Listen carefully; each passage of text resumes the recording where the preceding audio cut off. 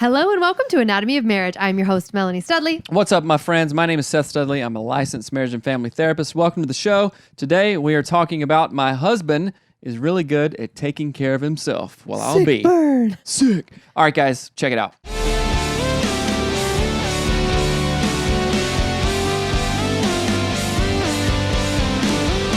We're fresh. We've been back from Folly Beach for a hot minute, and I need a vacation from the vacation, and you're going to hate me but also love me for this. So today, literally less than 48 hours back from vacation. Yes. You know what I was looking up? Vacation. Tickets to Hawaii. Mexico, bro. I've been to Hawaii. I know Hawaii, but I was just like, I'm just going to look because on the flight back to here, I guess, Yes. from South Carolina, you were like, we just do everything for other people. I did not say it like that. You are a drama queen. Okay. What is the question? Does it have anything to do with vacation? No, it doesn't. Okay, but I'm going to read this question. Your computer just... okay, No, okay. All right, here we go, guys. Hurry. So, a little backstory. So, brighten it up there. Okay, here's my issue. My husband is really good at taking care of himself and only himself. For instance, I will ask him if he needs anything at the grocery store. He will say no and then go buy himself and only get what he needs. He will not ask me if I need anything or get anything for our kid, diapers, etc. He also keeps all his food in a small cupboard above our fridge instead of in the pantry. He will make plans without keeping me in the loop. He will fold laundry. He will fold his laundry only and leave mine for me to do, things like this. No judgment, because I know what's coming up for you. Although these things seem like small things, he really makes me feel like he doesn't care about me or our family, that he's not invested in our life together. He's my best friend, but I need a partner. I want to take care of him, and I feel that I am taken care of as well. It's gotten to the point where I don't feel like we are even married, and separation is a real possibility. He says he loves me and loves our life. He says he doesn't want to make me go out of my way to do things for him, and that's why he just does his own thing. Looking back, I think he was always this way. Which I was okay with until we had our son. Oh, goodness. Not professional, my apologies. I would never want someone to change who they are for me, and he is who I married. I just want someone that will grow, all caps, grow with me. Our lives have changed, and I have changed. How can I get him to step up? I've tried everything I can think of.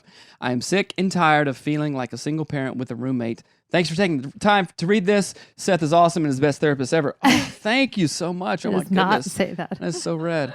Thank you so That was much. funny. So as I was reading it, I don't have time to multitask and read the question and think about it. So I want you to go first. What were your initial thoughts? Yeah, well, 2 to 3 things popped out immediately. And one was that you said something about him like he's always been this way or something like that, or he would never go, or he doesn't want me to go out of my way for him. Right. Something along those lines you said. And it's interesting because this is a dynamic that we had in our marriage for, I don't know, 10 years. Let's see, we'll be married in 17 years soon for about 16 3/4 years. Okay. So that comment though, he doesn't want me to go out of my way to do things for him is sort of an insight into how his brain works and what he's thinking by not involving you in things. It is almost like a consideration of his, like, oh, well, I don't want to bother you with that. I'm doing you a favor. I'm doing you a favor by not putting my food in those cabinets. Right. It'd be easier if my stuff's just crammed in this cabinet or whatever, right? Right. So that's the first thing I want to kind of presence and draw awareness to. Not saying it's good and fine and he shouldn't have to work with you or buy you stuff at the grid. That's not what I'm getting at. But it is something that sort of is standing out to me. Also, family of origin all over this. This is probably 1,000,000,000% something It's that heavy, he y'all. learned from his family, like his dad or his mom or wherever he grew up. He might not have grown up with his parents, but whoever he grew up with, that was probably something modeled where it was the kind, loving, considerate, and caring thing to do to be self-sufficient. To not make a scene, it's like Gay Hendricks talks about, like that saying they have in Australia, don't be the tall poppy, because the tall one gets noticed and gets their poppy whacked off. That sounded so weird. I just thought of that. I was like, what did I just say? Like a nanosecond ever I said that. It's like, that sounds like an Anatomy of Sex episode topic there. But the point is, there's too much stress. Oh, I was reading big time stuff on family of origin today Yes. in my different grad school books, and there is a one of the theories, right, of my family, my situation can't handle if I brought something more stressful because they've already got enough to worry about, whether it's money or some other kid or infidelity, all this stuff. So I'm going to minimize all the hard stuff that I'm going through, and not. I'm just gonna fade away. Your favorite into the like an air fart. Not that kind of stuff. What kind of show is this? We're talking about farts. But that was really funny. Reva, put that in a clip. Yeah, definitely. But so part of that thinking is, okay, I'm just going to minimize myself and go, oh, no, I got it. Right. It's cool. And I want to be clear that sometimes this is something we learn sort of by osmosis. Like no one tells us, be small, stay little, minimize yourself. It could be something where like we watch a family member who's really needy or someone who's addicted or someone who has a chronic illness and we go, that person needed everyone so much and it was so stressful for my mom to take care of my little brother because he had an autoimmune disease or whatever it was. So then you, like the husband in this case, may have learned, if I just stay little, that's the nicest thing I can do. If I just stay uninvolved, my wife doesn't need to think about the food I eat or the whatever plans I'm making. She's totally fine. Like that can be something that they learned or they sort of interpreted unintentionally from childhood events. And I do want to do a caveat here. It's like I say all these things from a very objective perspective that is literally without judgment. Like sometimes I judge like a douchebag husband or a crazy bee of a wife of like, cut that shit out. What are you doing? That's stupid, right? But not this time. So I'm not like judging the husband because I know exactly where he's coming from, right? And this is a straight up family of origin issue. And I'll give you an example. And it's not like a parent or a mom says to a kid, hey, stuff's too hard. Get your own stuff together because I can't deal with you right now. I mean, sometimes people say that. And in fact, you and I have said that. I just tell our kids to stop talking. Well, yeah. That's all I ever tell them. But that's a very real situation. It's like, hey, there's a grease fire over here on the stove. I don't want to look at your unicorn that you drew. You know what I'm saying? That just made me think of it. There's a grease fire and Hattie's going, A, B, C, D, E, F, G, No, the kids are going, like that crazy noise that they make. Our kids are so weird. The joys. We're not weird either. The joys of parenting, yeah. Oh my gosh.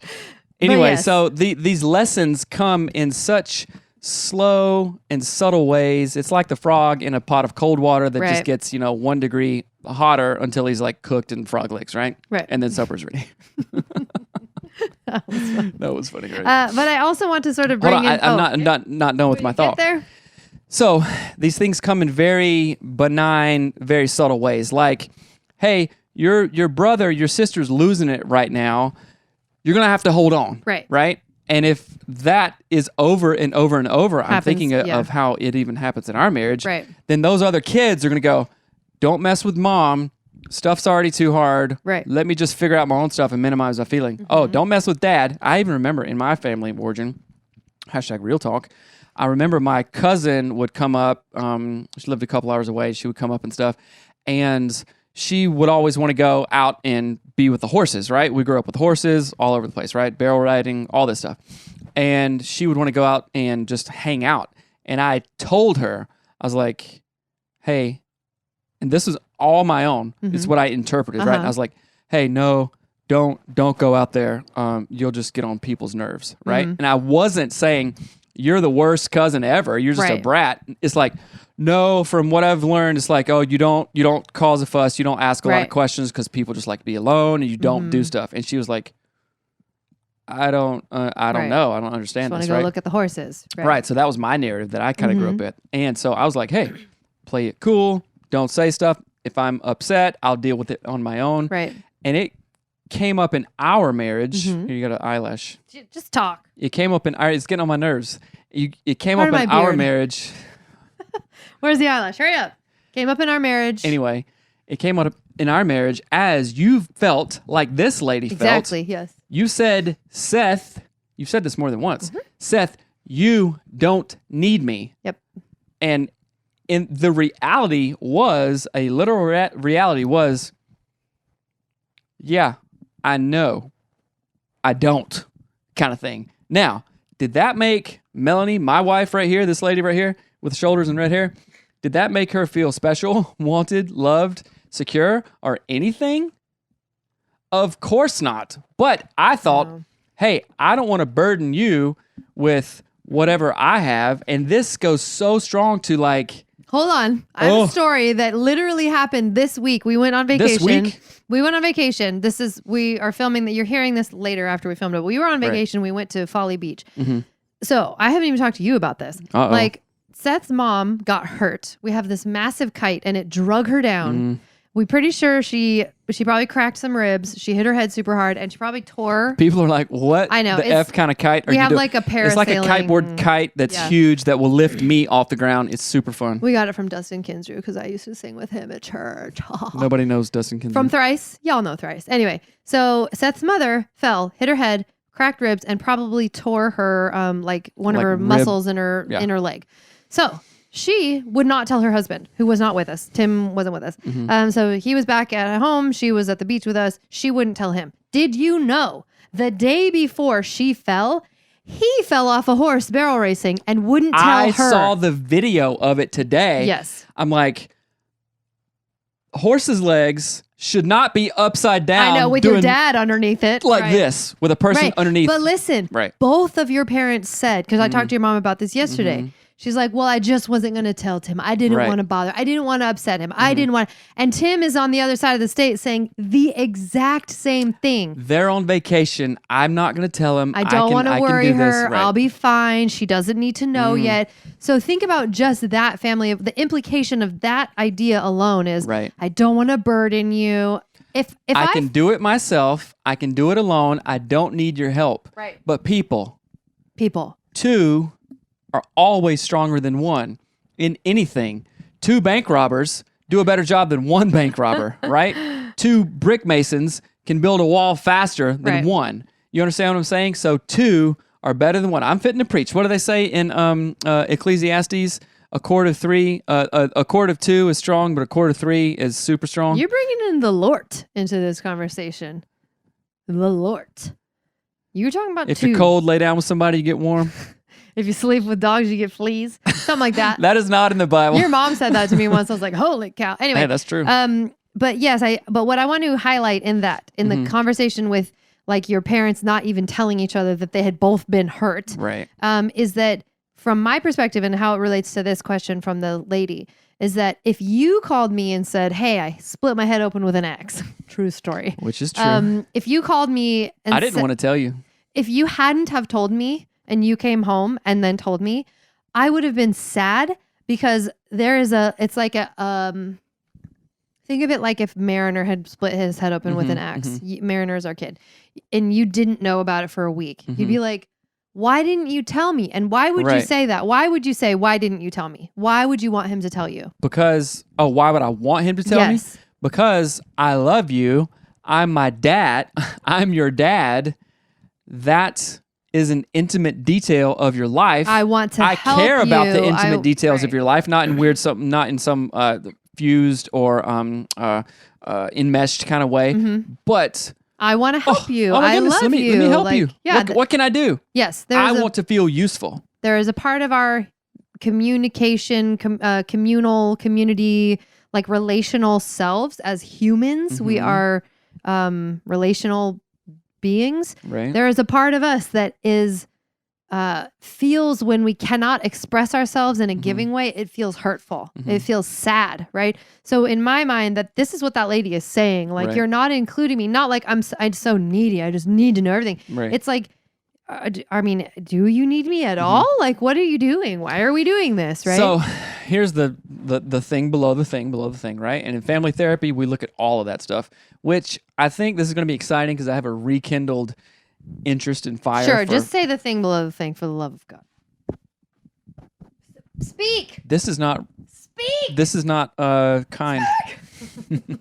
Anyway, which I think that's something too, based on a post that I wrote today. Thought Listen to fruition. You mess me up. When you interrupt me, you mess me up. Below the thing. So the thing below the thing is, does this guy go, oh, well, I just don't want to be a burden, or I'm thinking I'm helping you. So what is his process about that? I think I'm helping, but the other message in this is, am I worth the help? Mm-hmm. Am I worth her time? Am I worthy of that? Are my burdens just like, oh, I should dismiss them and I should just buck up and white knuckle it? Or am I worth that? Mm-hmm. And there comes a point when like, hell yeah, I'm worth it. Why wouldn't I be? Other people do this. Why not me? Kind of thing. Yes, queen. The what? Yes, queen. Yes to that, queen. I don't know. But anyway, I would really want to explore like, okay, why do you feel like you have to dismiss everything you need, want, and feel a burden as, why do you have to dismiss that? What would happen if you said, hey, I need some help.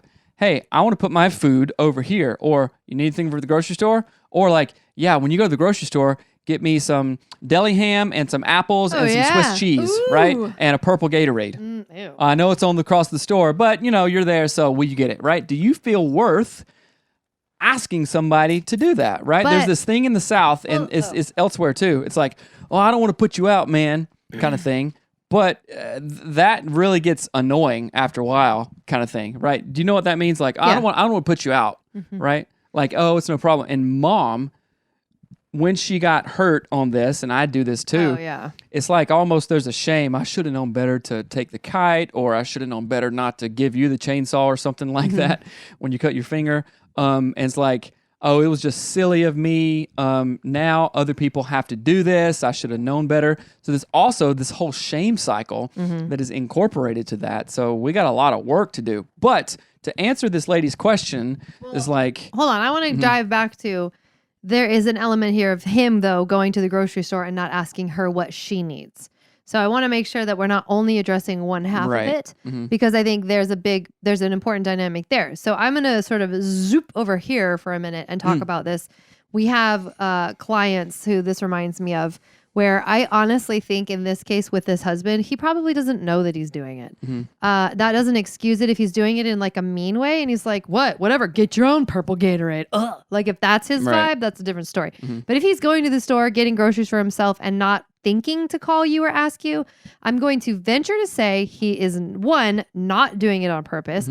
Two, not doing it to like stick it to you and make you feel bad. Like that, it's not his goal.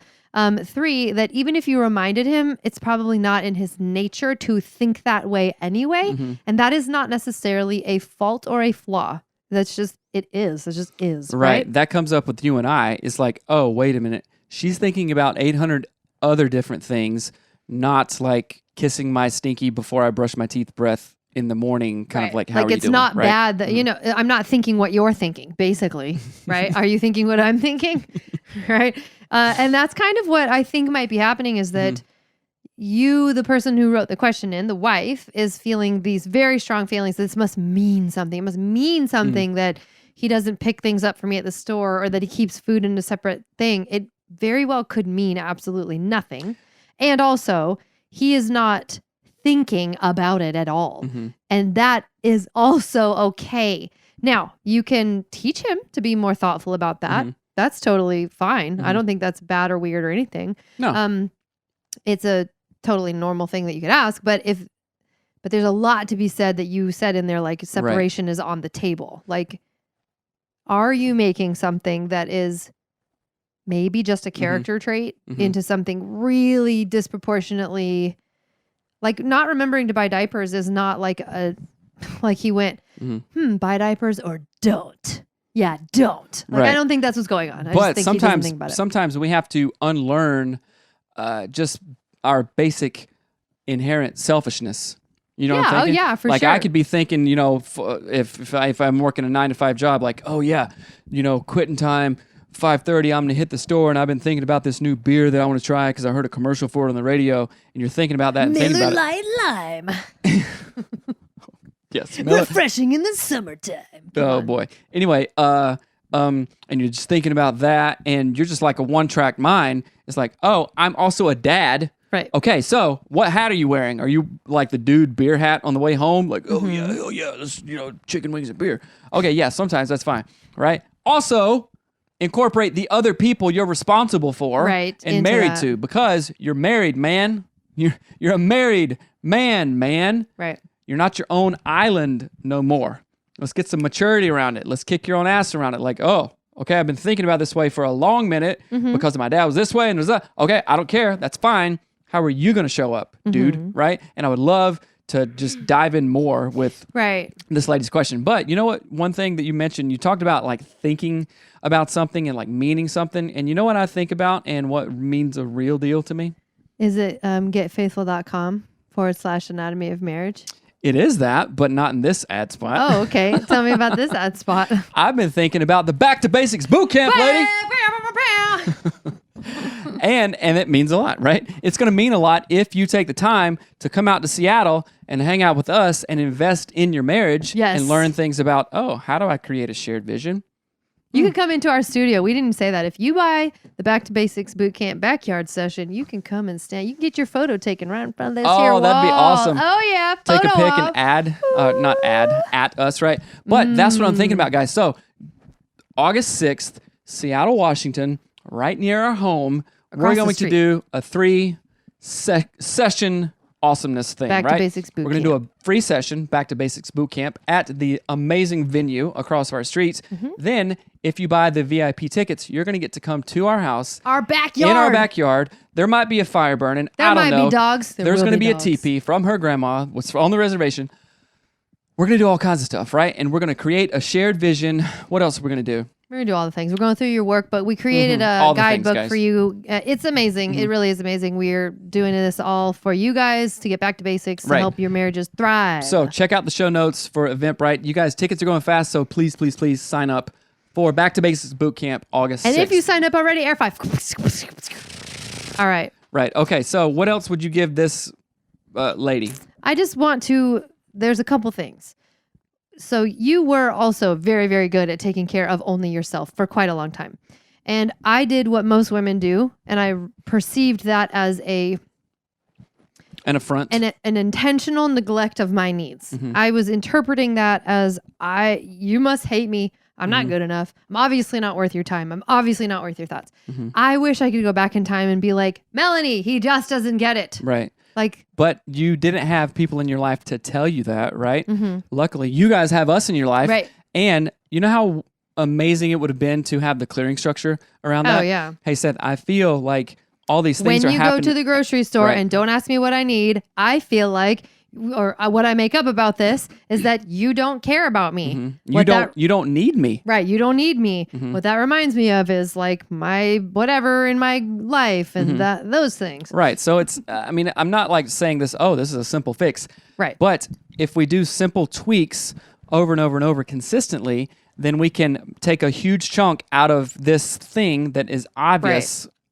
An obvious problem in your marriage. So something as simple as a clearing structure would go a really long way. Right. And I have 2 additional thoughts too. Like I'm going to Byron Katie and Wayne Dyer this. So Byron Katie, in her book, Loving What Is, asks the question, who would you be without that thought? Who would you be without the thought that him not getting you something when he's at the store or buying diapers for your kid? Who would you be without the thought that means he is not thinking about you? Who would you be without the thought that he's doing it on purpose? How would you feel if you just thought, oh, no big deal. He just didn't think of it this time, right? And again, that's assuming that he's doing these things unintentionally. There are very easy ways to train and teach yourself to be more mindful about, like when he goes grocery shopping, have constant communication. If you know he's going to go to the store on his way home from work or whatever, say, hey, go ahead and give me a call so I can text you some things to pick up for me. You can literally train and teach him and yourself how to create the thing you're after without it coming from a place of, you don't love me, you don't care about me, I want to leave you. I like what you said, train, because it is a train. It's an unlearning process and then also a training. Like, for some reason, I don't even think you know this, but I don't like texting you and say, hey, I'm going to be home in 20 minutes. I don't like that. I'm just like, I just want to live and just come home. And why can't I do, and I don't Yeah. know. And I fight back. In fact, I texted you today. I was like, hey, I want to be home in 20 minutes. Right. Because that is an act of service and an act of love. I can actually show you that I love you because you've asked me, hey, can you just shoot me a text? Like if you are going to the grocery store, if you're 30 minutes from home, because that gives you time to in turn serve me. Okay. Yeah. I'll just be ready. I'm not going to be like, I'll say, hey, and all this stuff. Right. So it's the constant open lines of communication and intention and training yourself. Now it's not, it's like, if I think of it, it's like, hey, I'm going to be home. Right. I'm not like deliberating on it. Like, I don't want to text it. No, just let me live, woman, kind of thing. Right. So untraining and then just doing out of service and love. Right. I can't remember. Was there any other elements to her question about that? I don't think so. Yeah. I don't know. I think we kind of overcomplicate these things sometimes when we when we assign meaning to an action or a thought that our spouse is doing without actually diving deeper and ask your spouse, hey, when you go to the grocery store and you don't get diapers for our kids, does that mean you don't love our son? I know that sounds stupid, but that's what you're saying, right? Ask him what he thinks. If he gets mad at you, that's a sign. If he goes, oh, no, I just don't remember, that's your answer, right? So don't overcomplicate it. Right. I give you permission to underthink this problem. That's good. Also, like, I can just hear that going so sideways. Like, you go to the grocery store and you don't even get diapers. You don't love our son. Right. Kind of thing. Or you're like, hey, I'm not tripping balls here, but just help me figure it out. Tripping bacon? Yeah. Yeah, tripping bacon. Just help me figure out. When you go to the grocery store and you don't think to get diapers for our son, does that mean anything? Right. Or does it mean you literally have 500 other things on your brain and it's just kind of like a data processing thing for you? Because it very well may be that. And then we have seen this happen with clients, with ourselves, that is, sorry, I scratched you. I do this all the time. I intentionally don't text you things during the day because I know you literally are just going to be like, it's just going to go, you know what I'm saying? Oh, I won't remember it, you mean? Right, you won't remember it. And then sometimes if you're, you have a bunch of stuff back to back, you're like, you just get frazzled, right? And that's not this. Hey guys, I do this all the time. When I get frazzled, I'm like, that's what I imagine. Like, should I press the little send button or is she going to go? You're a weirdo. Anyway, but I hope that this is helpful. And I really do want to encourage you, underthink this, clarify. We go get the clearing structure. Is it on our website yet? We actually worked on it today. So let's assume that it's published. Go to our website, thestudleys.com, and see if you can find the clearing structure. Download that. That will help you. It's a series of questions. You can also get it on the Anatomy of Marriage app in the digital form. Anyway, thank you for sending in this question. We deeply hope that this has been helpful. Again, underthink, detach the assigned meanings that you have given these things because they really might not be accurate. And lead with love. I know that sounds silly, but you know that if you were to lead with love in this case, most of us know what that means. What would that actually look like? Love's not silly. Love's not silly, guys. So I hope that helps and makes sense. Thank you so much for sending in your question. Guys, yeah. And we will we'll see you next August time. 6th, right? At Back to Basics Bootcamp, August 6th. Go in the show notes to the Eventbrite link. Get your tickets now. You can come for free or you can come VIP. The choice is yours. All right, guys. We hope to see you. Bye. All right, bye.